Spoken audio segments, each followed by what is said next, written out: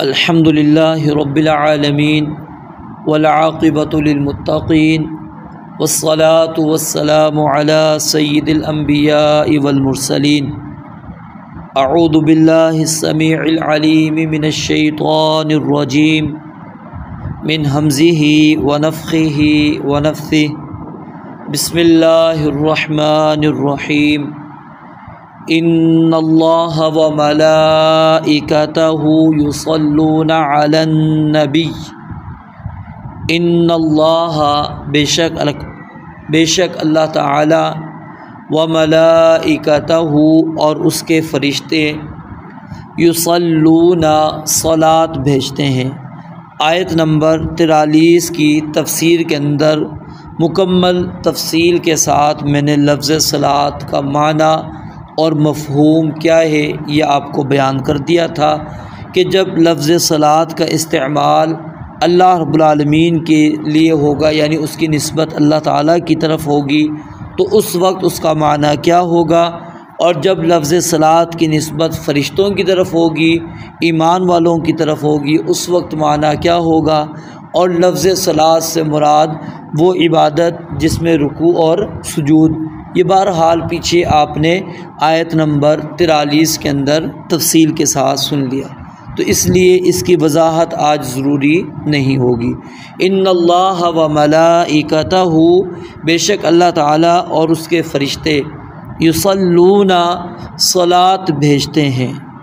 علی النبی نبی مکرم صلی اللہ علیہ وآلہ وسلم پر، یا ایہا الذین آمنوا اے لوگو جو ایمان لائے ہو، صلو صلاۃ بھیجو علیہ اس پر، وسلموا اور سلام بھیجو تسلیما خوب سلام بھیجنا۔ اس صورت کے اندر اللہ رب العالمین نے ان کئی خصوصیات کا تذکرہ فرمایا جو رسول مکرم صلی اللہ علیہ وآلہ وسلم کو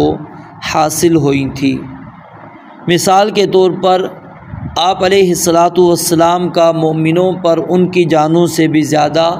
حق ہے، اس چیز کو اللہ رب العالمین نے بیان فرمایا، النبی اولی بالمؤمنین من انفسہم۔ اور پھر اسی طرح آپ علیہ السلام کا خاتم النبیین ہونا، کہ ما کان محمد ابا احد من رجالکم ولکن رسول اللہ وخاتم النبیین، اس کا تذکرہ بھی کیا۔ اور پھر آپ علیہ السلام کے لیے 4 سے زیادہ بیویوں کا حلال ہونا، اس کا بھی اللہ رب العالمین نے ذکر کیا، یا ایہا النبی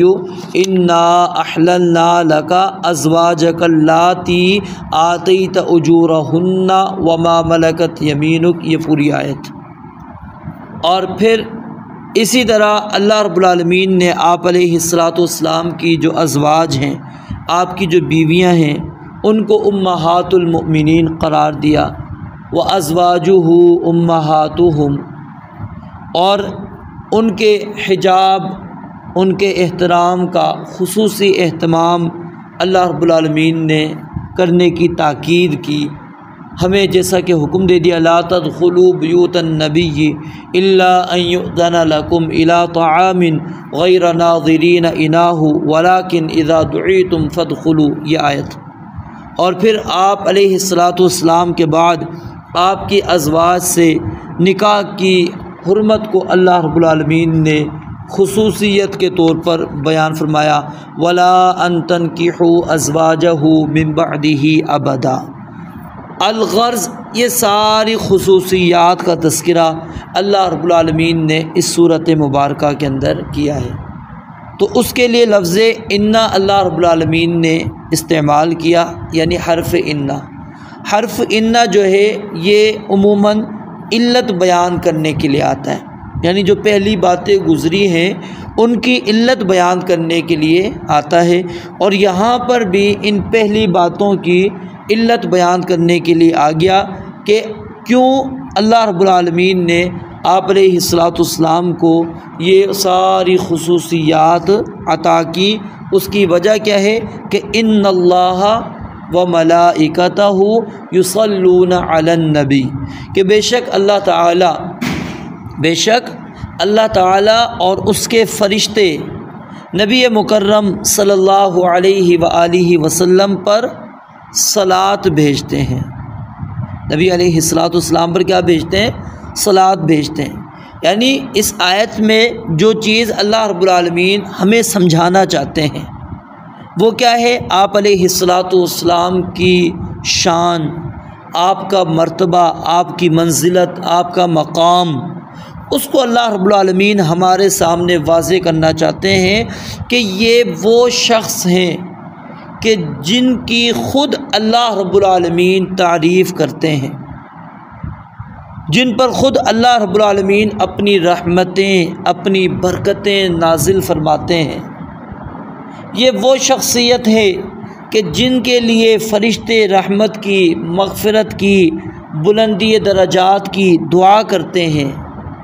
جب اللہ تعالیٰ فرماتے ہیں آسمانوں کے اندر اس نبی کا تذکرہ ہوتا ہو،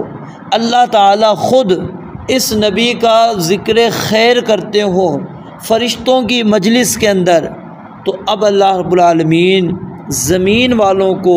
حکم دے رہے ہیں کہ یا ایھا الذین آمنوا صلوا علیہ وسلموا تسلیما، کہ اے ایمان والو تم بھی اس نبی پر صلاۃ بھیجو اور سلام بھیجو، خوب سلام بھیجنا، تاکہ آپ کی جو حمد و ثنا، آپ کی تعریفات، آپ کے لیے مغفرت، آپ کے لیے رحمت، آپ کے لیے برکت کی دعا ہو رہی ہے، اس کے اندر آسمان والے بھی اور زمین والے سب کے سب متحد ہو جائیں۔ تو یہ نبی علیہ السلام کی شان ہے، آپ کا مقام ہے کہ آپ علیہ السلام کے اوپر ہم صلاۃ بھیجیں، سلام بھیجیں۔ یہ ایک تفصیل طلب موضوع ہے، اس کے اندر اگر آپ تفصیل کے ساتھ پڑھنا چاہتے ہیں تو علماء نے باقاعدہ اس عنوان کے اوپر کتابیں بھی لکھی ہیں، اردو زبانوں کے اندر بھی موجود ہے درود و سلام کے نام سے۔ تو آپ درود شریف کے فضائل، احکامات، اس پر کئی کتابیں موجود ہیں، کئی علماء نے اس پر چھوٹے کتابچے، بڑی کتابوں کی صورت کے اندر بھی لکھا ہے، اور اس کے اندر وہ ساری انہوں نے وہ احادیث مبارکہ جمع کی۔ پھر درود پڑھنے کے فوائد کیا ہیں، درود پڑھنے نہ پڑھنے والے کے لیے کیا کیا سزا ہیں، درود پڑھنے سے کیا کیا چیزیں حاصل ہوں گی، وہ ساری چیزیں انہوں نے تفصیل کے ساتھ ذکر کی ہیں۔ تو یہاں پر صرف چند باتیں ہیں جو میں آپ کے سامنے گوش گزار کرنا چاہتا ہوں، سمجھانا چاہتا ہوں۔ وہ کیا ہے؟ آپ علیہ السلام کو اللہ تعالیٰ نے اتنا بلند مقام عطا کیا ہے کہ خود اللہ رب العالمین آسمانوں میں آپ علیہ السلام کا تذکرہ کرتے ہیں، فرشتے آپ کے لیے مغفرت کی، رحمت کی، بلندی درجات کی دعا کرتے ہیں۔ تو یہ ہمارا حق بھی بنتا ہے، اور یہ حل جزاء الاحسان الا الاحسان، کہ دین جو نبی علیہ السلام نے ہم تک پہنچایا انتہائی مشقت کے ساتھ، تکلیف کے ساتھ۔ آپ کے سامنے نبی علیہ السلام کی مکہ کی زندگی بھی موجود ہے، 13 سال جو نبوت والی، اور پھر 10 سال مدینہ کے اندر آپ نے گزاری، اور اس کے اندر کتنے ایسے مواقع موجود ہیں جس کے اندر آپ علیہ السلام کو اذیت اور تکلیف سے گزرنا پڑا۔ آپ کو دعوت کے سلسلے کے اندر کتنی تکالیف اٹھانی پڑی، کتنی مشقت کے ساتھ آپ نے لوگوں تک دین کو پہنچایا۔ پھر اس کے بعد صحابہ کرام رضوان اللہ علیہم اجمعین نے آپ علیہ السلام کے اس حق کو ادا کیا، انہوں نے اس ذمہ داری کو ادا کیا۔ ان کے بعد تابعین نے، پھر چلتے چلتے قیامت تک اسی طرح اللہ رب العالمین کے ایسے خاص بندے آئیں گے جو اللہ کے نبی علیہ السلام کی ان محنتوں کو ضائع نہیں ہونے دیں گے، اور دین اللہ رب العالمین کا پیغام لوگوں تک پہنچائیں گے۔ تو یہ آپ علیہ السلام نے جو اتنی مشقت اور تکلیف کے ساتھ ہم تک دین پہنچایا، حالانکہ بلغ ما انزل الیک من ربک وان لم تفعل فما بلغت رسالتہ۔ اس کی تفسیر کے اندر علماء لکھتے ہیں کہ ایک شخص تک بھی آپ اپنا اگر پیغام پہنچا دیتے ہیں تو آپ نے ذمہ داری ادا کر دی۔ آپ کے اوپر ذمہ داری نہیں تھی کہ پورے عرب کے اندر آپ نے دعوت پہنچانی ہے، ایک شخص تک بھی آپ نے بتلا دیا کہ جبریل آئے، مجھے اللہ کا یہ پیغام دیا، بتلا دیا ہے، آپ ذمہ داری سے نکل گئے۔ لیکن نہیں، نبی علیہ الصلوۃ والسلام کی کیفیت کیا تھی؟ لعلک باخع نفسک الا یکونوا مؤمنین۔ آپ اپنے آپ کو، اللہ فرماتے ہیں شاید کہ آپ ہلاکت کے اندر ڈال دیں اس بات پر کہ یہ لوگ مومن کیوں نہیں ہوتے۔ تو یہ نبی علیہ الصلوۃ والسلام نے بڑی محنت کی، مشقت کی، ہمیں ہمارے پلووں سے پکڑ پکڑ کے آپ نے فرمایا میں تمہیں بچانے کی کوشش کرتا ہوں، میں انی انا النذیر العریان، بالکل واضح کھلم کھلا تمہیں ڈرانے والا ہوں، تمہیں میں ڈرا رہا ہوں۔ نبی علیہ الصلوۃ والسلام نے اتنی مشقت اور تکلیف کے بعد جب ہم تک دین پہنچایا ہے تو اب آپ کا یہ ہم پر حق بنتا ہے کہ ہم آپ پر صلاۃ والسلام بھیجیں۔ یہ حل جزاء الاحسان الا الاحسان کے قبیل سے ہے کہ احسان کا بدلہ احسان ہی کے ساتھ دیا جائے، کہ جب نبی علیہ الصلوۃ والسلام نے اتنی محنت اور مشقت کے ساتھ ہم تک دین پہنچایا ہے تو اب ہم پر یہ ذمہ داری بنتی ہے کہ نبی علیہ الصلوۃ والسلام پر بھی ہم صلاۃ بھیجیں۔ اور یہ دیکھیے، غور کیجئے کہ جو نبی علیہ الصلوۃ والسلام پر ہم صلاۃ بھیجیں گے، اس میں نبی علیہ الصلوۃ والسلام کو تو جو اللہ تعالیٰ نے فائدہ دینا ہے دینا ہی ہے، لیکن اس میں زیادہ فائدہ اگر غور کریں تو ہمیں ملتا ہے۔ 10 درجے ہمارے بلند ہو رہے ہیں، 10 ہمارے گناہ اللہ رب العالمین معاف کر رہے ہیں، 10 رحمتیں اللہ تعالیٰ ہم پر نازل کر رہے ہیں ایک مرتبہ درود پڑھنے پر۔ کس کو فائدہ مل رہا ہے؟ ہمیں مل رہا ہے۔ پھر وہ معروف حدیث جس کے اندر صحابی رسول آ کر کہتے ہیں کہ میں دعا مانگتے وقت آپ پر کتنا درود پڑھوں؟ آپ نے کیا فرمایا؟ پہلے کہا پوری دعا، بلکہ حدیث کے اندر ابتدا سے جب شروع کیا آپ نے، ایک حصہ، 2 حصے، 3 حصے، آدھا، ٹھیک ہے، کرتے کرتے پوری دعا آپ نے فرمایا کہ اگر پوری دعا کے اندر بھی آپ اللہ رب العالمین سے صرف یہی دعا کرتے ہیں، آپ درود پڑھتے ہیں، سلام پڑھتے ہیں، تو اللہ رب العالمین نے آپ کی دعا کو رد نہیں کرنا۔ نبی مکرم صلی اللہ علیہ وآلہ وسلم پر ہر حال میں، ہمیں صبح ہو، شام ہو، دوپہر ہو، رات ہو، ہم کسی بھی کیفیت کے اندر ہوں، آپ علیہ الصلوۃ والسلام پر درود و سلام پڑھنے کا اہتمام کریں۔ یعنی کہ ایک تو کوئی خاص وقت نہیں ہے، جس وقت آپ چاہیں درود و سلام پڑھیں، لیکن کچھ ایسے خاص مواقع ہیں جن پر نبی علیہ الصلوۃ والسلام نے ہمیں ترغیب دی ہے، خاص طور پہ جیسے کہ دنوں کے لحاظ سے اگر دیکھا جائے، جمعہ کا دن آپ علیہ الصلوۃ والسلام نے فرمایا کہ اکثرو، زیادہ سے زیادہ مجھ پر اس دن درود و سلام پڑھا کرو، کثرت کے ساتھ پڑھا کرو، ٹھیک ہے۔ اذان سن کر، اذان کے بعد جو بندہ دعا پڑھتا ہے، نبی علیہ الصلوۃ والسلام نے فرمایا کہ جو بندہ مجھ پر دعا پڑھے گا، صلوات پڑھے گا، صلی اللہ علیہ بہا عشرا، اللہ رب العالمین اس کے اوپر 10 رحمتیں اللہ رب العالمین نازل کریں گے۔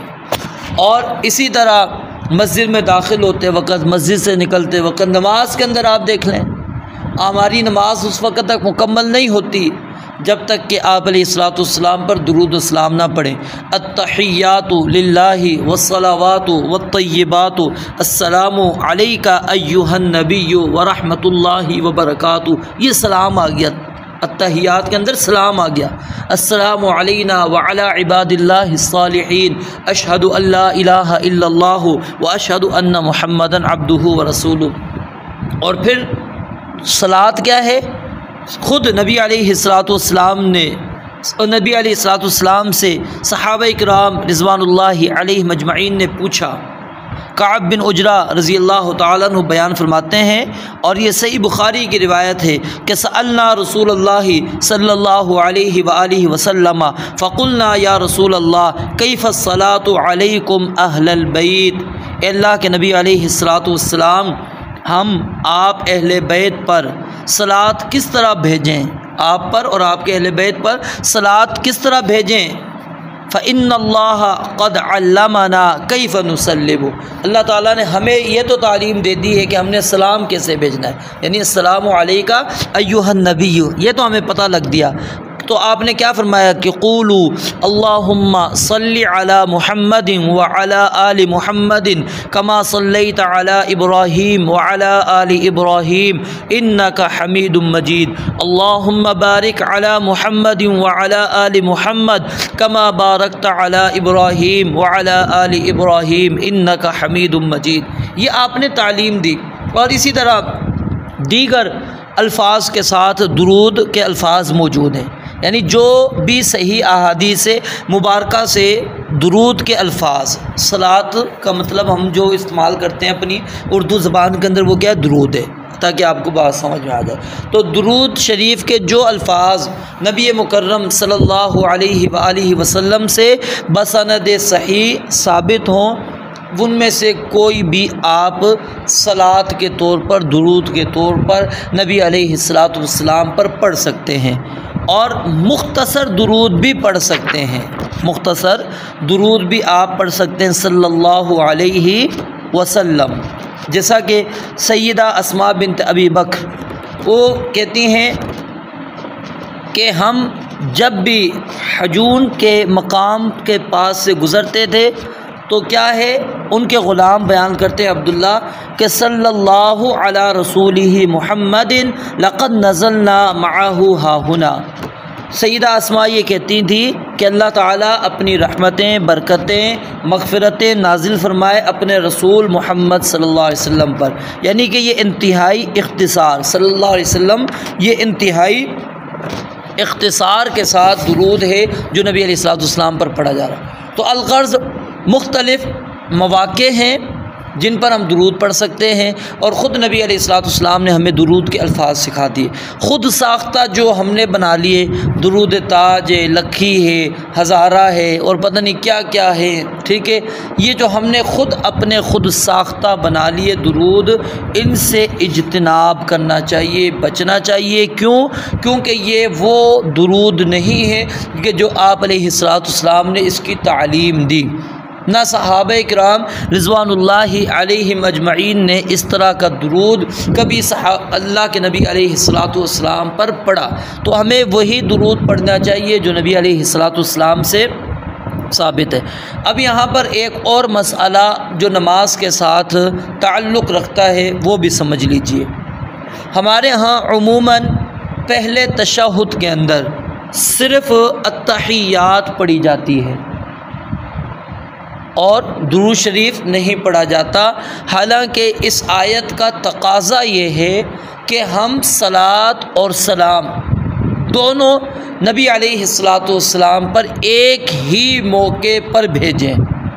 اگر آپ صرف صلاۃ بھیجتے ہیں تو آپ نے سلام والے حکم کو چھوڑ دیا، آپ نے صلو علیہ پر تو عمل کر لیا لیکن سلموا تسلیمہ کو چھوڑ دیا۔ اگر آپ سلام بھیجتے ہیں تو آپ نے سلموا تسلیمہ کو تو مان لیا، صلو علیہ کو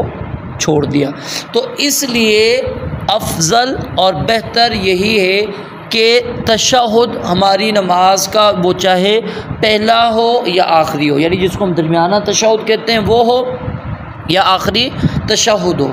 دونوں تشہد کے اندر نبی مکرم صلی اللہ علیہ وآلہ وسلم پر درود شریف بھی پڑھنا چاہیے، اور اس کی دلیل صحیح بخاری کے اندر موجود ہے، جس موقع پر آپ علیہ السلام نے 9 وتر ادا کیے، اس موقع پر آپ 8ویں رکعت کے اندر تشہد کے اندر بیٹھے اور اس تشہد میں آپ نے درود شریف بھی پڑھا، تو یہ درمیان کے اندر درود شریف پڑھنے کی دلیل ہے۔ تو بہرحال اس کے اندر علماء کا اس مسئلے میں اختلاف موجود ہے، لیکن جو بہتر اور افضل چیز سمجھ آتی ہے ہمیں وہ یہی ہے کہ جب ہم تشہد کے اندر ہوں، وہ چاہے پہلا تشہد ہو یا آخری تشہد ہو، آیت کا تقاضا یہی ہے کہ ہم نبی علیہ السلام پر صلاۃ اور سلام اکٹھے بھیجیں، اور جس بندے کے سامنے رسول اللہ صلی اللہ علیہ وآلہ وسلم کا تذکرہ ہو اور وہ آپ علیہ السلام پر درود نہیں بھیجتا۔ آپ علیہ السلام کیا فرماتے ہیں؟ البخیل الذی من ذکرت عندہ فلم یصلی علیہ، کہ وہ انسان بخیل ہے جس کے سامنے میرا تذکرہ ہو اور وہ مجھ پر صلاۃ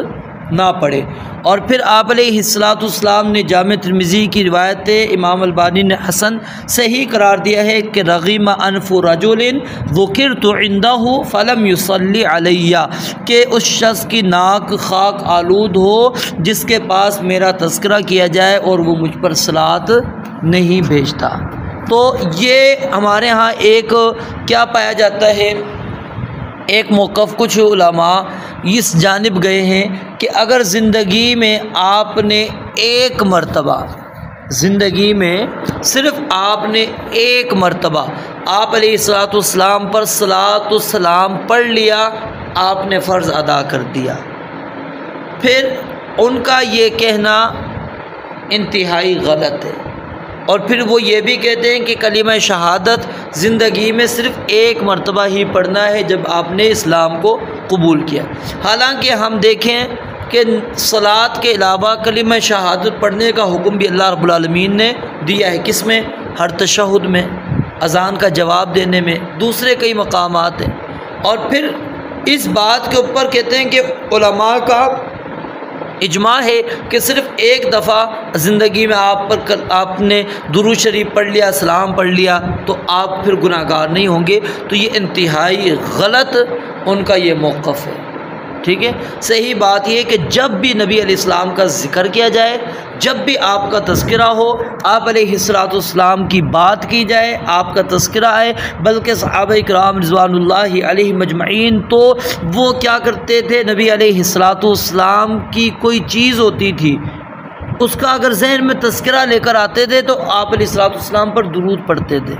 اور محدثین کرام بہت زیادہ اس چیز کا اہتمام کیا کرتے تھے۔ تو آج کیا ہے، ہم نے صلاۃ کی جگہ پر کیا کیا، انگوٹھے چومنا شروع کر دیے، انتہائی غلط یہ ہم نے طریقہ اختیار کیا۔ حالانکہ درود پڑھنا چاہیے تھا، صلی اللہ علیہ وسلم کہنا چاہیے تھا۔ ہم انگوٹھے چومتے ہیں، آنکھوں پہ لگا لیتے ہیں، ہم کہتے ہیں کہ ہم نبی علیہ السلام سے بہت زیادہ محبت کرتے ہیں، اور محبت کا اظہار ہم اس طرح کرتے ہیں۔ اور پھر یاد رکھیے وہ جگہ، وہ مجلس جو ہماری چاہے 2 منٹ کی ہو، 2 گھنٹے کی ہو، پورے دن کی ہو، اگر اس مجلس کے اندر ہم الحمدللہ اگر ہم نبی علیہ السلام پر درود نہیں پڑھتے اور اللہ رب العالمین کا تذکرہ نہیں کرتے، اس کی توحید کا ذکر نہیں کرتے، تو کیا ہے، نبی علیہ السلام نے فرمایا کان علیہم تیراتن، وہ مجلس قیامت کے دن ان کے لیے باعث حسرت ہوگی، اور پھر اگر اس نے چاہا تو انہیں عذاب دے دے، اگر چاہے تو غفر لہم، انہیں بخش دے۔ یعنی اتنی سنگین معاملہ ہے کہ اگر ہم کہیں پر بیٹھتے ہیں اور وہاں پر نبی علیہ السلام کا تذکرہ نہیں کرتے، اللہ تعالیٰ کا تذکرہ نہیں کرتے، تو اللہ اور اس کے رسول علیہ السلام کا ذکر نہ کرنے کی وجہ سے اللہ رب العالمین اگر چاہے ہمیں عذاب کے اندر مبتلا کر دے، چاہے اللہ تعالیٰ ہمیں معاف کر دے۔ تو میرے بھائیوں، ہمیں اس چیز کا خاص طور پر اہتمام کرنا چاہیے کہ نبی علیہ السلام کا یہ حق ہے ہم پر کہ ہم کثرت کے ساتھ آپ علیہ السلام کا جب بھی تذکرہ آئے، جب بھی ذکر آئے، آپ نے پڑھا قال رسول اللہ صلی اللہ علیہ وسلم، آپ کہتے ہیں نبی مکرم صلی اللہ علیہ وسلم، رسول اللہ صلی اللہ علیہ وسلم نے فرمایا۔ پھر ایک اور چیز یہاں پر کتنی افسوس کی بات ہے، بخیلی ہماری، کہ ہم لکھتے وقت جب نبی علیہ السلام کا ذکر آتا ہے ہم کیا کرتے ہیں، صاد لکھ دیتے ہیں، یا پھر صاد لام عین میم صلعم جو ہے نا وہ لکھ دیتے ہیں۔ یہ مخفف ہے، اگرچہ اشارہ ہے،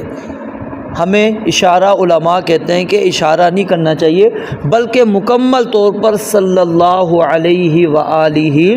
وسلم لکھنا چاہیے، کیونکہ یہ آپ کا حق ہے، اور زبان سے بھی کہنا چاہیے، زبان سے بھی کہے اور لکھتے وقت بھی اس چیز کا اہتمام کرے۔ تو یہ نبی علیہ السلام کا اللہ رب العالمین نے مقام اس آیت کے اندر بیان فرما دیا کہ جب اللہ تعالیٰ آپ کا ذکر خیر کرتے ہیں فرشتوں کے اندر، ملائے اعلیٰ کے اندر، اور پھر فرشتے آپ کے لیے رحمت کی، مغفرت کی، درجات کی بلندی کی دعا کرتے ہیں، تو زمین والوں تمہارا بھی یہ فرض بنتا ہے، تمہاری بھی یہ ذمہ داری بنتی ہے کہ تم اللہ کے نبی علیہ السلام کا ذکر خیر کرو، کثرت کے ساتھ اس کا تذکرہ کرو، اور جب اس کا نام آئے تو پھر صلی اللہ علیہ وسلم انتہائی مختصر درود پڑھو یا وہ تفصیل والا درود پڑھو، لیکن درود نبی علیہ السلام پر لازمی پڑھو۔ ہمیں اس چیز کے اوپر انتہائی توجہ دینی چاہیے، اور اپنے عمل کی ہمیں اصلاح کرنی چاہیے، جہاں پر ہماری غلطی ہے ہمیں اپنی غلطی کی اصلاح کرنی چاہیے۔ رب العالمین سے دعا ہے اللہ تعالیٰ مجھے اور آپ کو عمل کرنے کی توفیق عطا فرمائے۔ وآخر دعوانا ان الحمد للہ رب العالمین۔